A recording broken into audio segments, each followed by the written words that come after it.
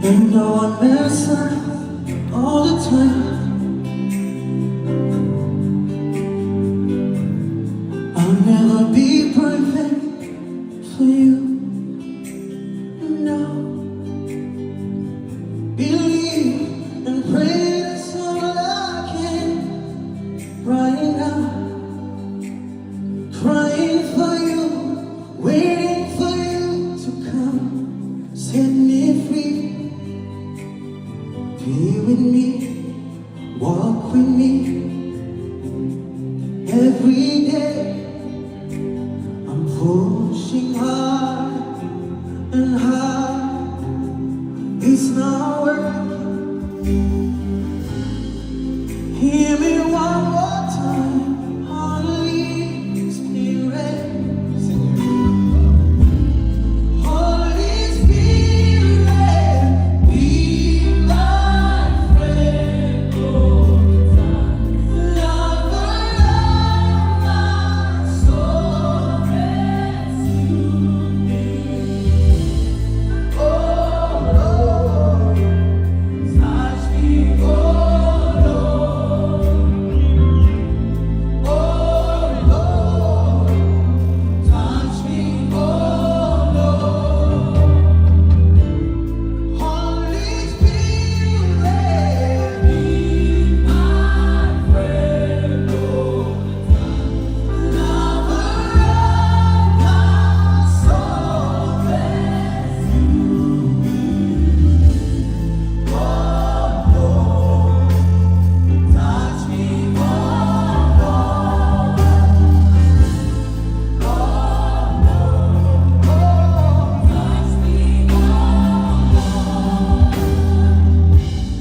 Here I am, back again. Can you see me? Say your word, 'cause I believe I'll be changed. I need another chance. Would you please be my God? I lost my way. Would you come set me free? I wanna see my soul. Hallelujah. Help me please, be with me. Hallelujah. I'm pushing hard and hard. Hear me one more time, Holy Spirit. Holy Spirit, be my friend, lover of my soul, rescue me. Oh Lord, touch me, oh Lord. Oh Lord, touch me, oh Lord. Holy Spirit, be my friend, lover of my soul, rescue me. Oh Lord, touch me, oh Lord.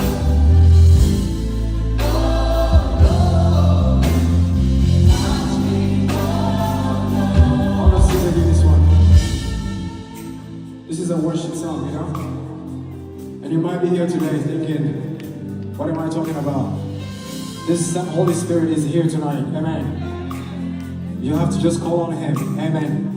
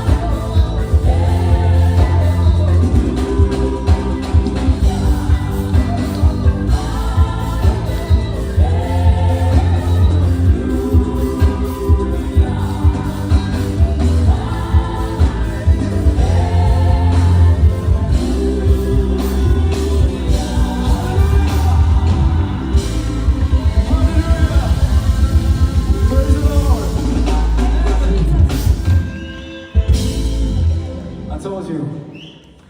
Don't let this night pass by you, okay? The Spirit of God is here, I'm telling you. I've been changed by this. I'm sold out to the gospel for this. Don't worry about who says what. Don't worry about your friends. They can get it wrong. But God, He can never fail you.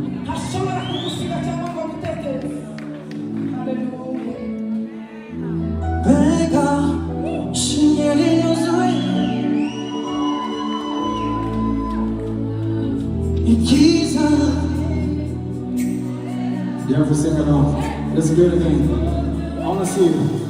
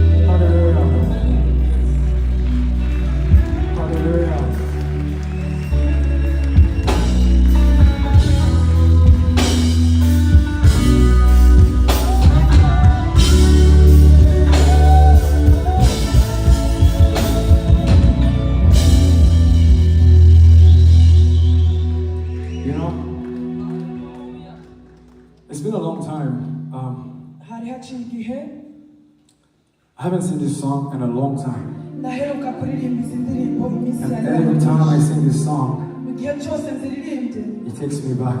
bijya bisubizaho inyuma. You might be here, you've been in church for too long. ushobora kuba warazumvise kera. This thing has become a religion to you. ibi bishobora kuba byarabaye idini kuri wowe.